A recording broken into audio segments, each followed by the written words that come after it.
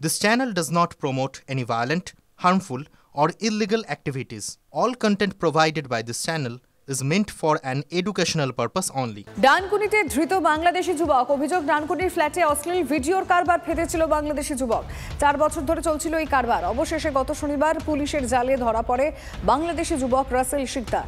ঘটনার সামনে আসতেই তৃণমূল বিজেপি তরজা।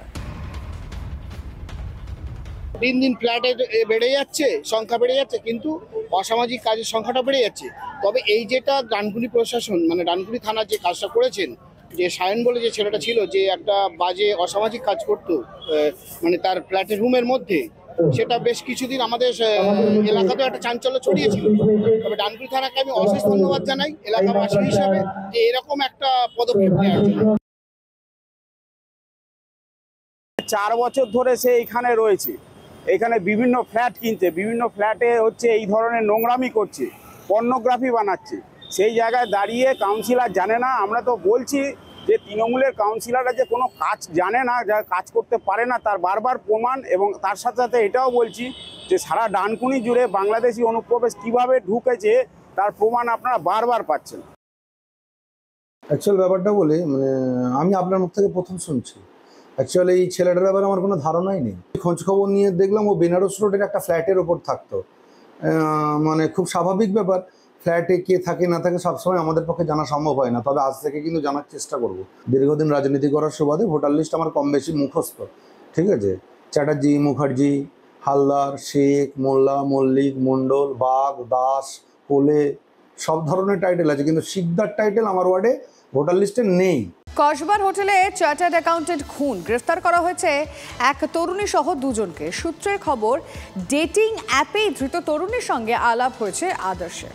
নিজেই অনলাইনে ঘর বুক করেছিলেন তিনি। ময়না তদন্তের প্রাথমিক রিপোর্টে শ্বাসরোধ করে খুনের উল্লেখ। সূত্রের খবর, পাকস্থলীতে মিলেছে মদ। ডেটে যাওয়াই কি কাল হলো আদর্শের? আদর্শ লোসালকার হোটেলের সঙ্গীরাই কি তাঁর খুনি? লুটের উদ্দেশ্যেই কি খুন? কসবার হোটেলে খুনের ঘটনায় ইতিমধ্যেই 2 সঙ্গীকে গ্রেফতার করেছে পুলিশ। ধৃতদের নাম ধ্রুব মিত্র ও কমল সাহা। পুলিশ সূত্রে খবর, আদর্শের সঙ্গে ডেটিং অ্যাপে পরিচয় হয় কমল ও ধ্রুব। শুক্রবার রাত 8:30 নাগাদ আদর্শ ও এক তরুণী সহ 3 জন হোটেলে ঢোকেন।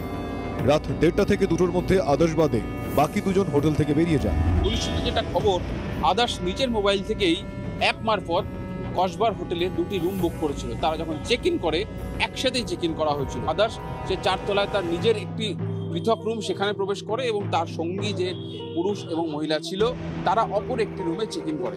সূত্র মারফত জানা যাচ্ছে, চেক ইন করার কিছু সময় পর আদর্শের রুমে তার যে মহিলা সঙ্গী সে সেখানে প্রবেশ করে। রুমে প্রবেশ করতে দেখা যায়, সেটা করিডোরের যে সিসিটিভি ফুটেজ সেখানে ধরা পড়ে। সেখানে ওই মহিলা প্রবেশ করার কিছু সময় পর, বেশ কিছুটা সময় পর, তারপরে তার অপর যে পুরুষ সঙ্গী সেই রুমে প্রবেশ করে। পুলিশ সূত্রে খবর, পরদিন সকালে হোটেলের ঘর থেকে পা বাঁধা অবস্থায় উদ্ধার হয় আদর্শ লোসালকার দেহ। তোয়ালে দিয়ে পা বাঁধা ছিল। খাটের নিচে মেঝেতে উপুর অবস্থায় পড়েছিল নগ্ন দেহ। পুলিশ জেরায় ধৃতদের দাবি, হোটেলে ঢোকার পর 3 জনের মধ্যে বচসা হয়। ধস্তাধস্তির সময় হোটেলের মেঝেতে পড়ে যান আদর্শ। রক্ত বেরোতে দেখে হোটেল থেকে বেরিয়ে যান বাকিরা। আদর্শ যাতে উঠে ধরতে না পারেন সেজন্য বাধা হয় পা। হোটেলের ঘরে মেলেনি তার ওয়ালেট এবং মোবাইল ফোন। 2:41 নাগাদ তার মোবাইলটি আচমকাই কিছু সময়ের জন্য অন হয়েছিল এবং অন হওয়ার পর যতগুলি তার সে আদার্স যে সমস্ত হোয়াটসঅ্যাপ গ্রুপে ছিল, অর্থাৎ পরিবার, পরিজন, বন্ধুদের হোয়াটসঅ্যাপ গ্রুপ ছিল, দুপুর 2:41 নাগাদ সে আচমকাই সমস্ত হোয়াটসঅ্যাপ গ্রুপ থেকে লেফট করে যায়। তদন্তকারীদের বক্তব্য, আততায়ীরা নিজেদের বাঁচানোর জন্য হোয়াটসঅ্যাপ ডিঅ্যাক্টিভেট করলো, আদতে সেটা পুলিশের তদন্তেই সাহায্য করছে।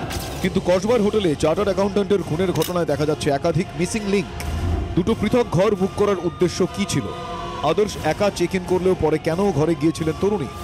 আদর্শের নাকের নিচে রক্ত জমাট, তাহলে কি শ্বাসরোধ করে খুন? প্রমাণ লোপাটের চেষ্টাতেই কি হোয়াটসঅ্যাপ ডিঅ্যাক্টিভেট? সুজয় পাল ও সুমন মহাপাত্র রিপোর্ট, TV9 বাংলা। জলপাইগুড়ির বানারহাটে হাতির দল।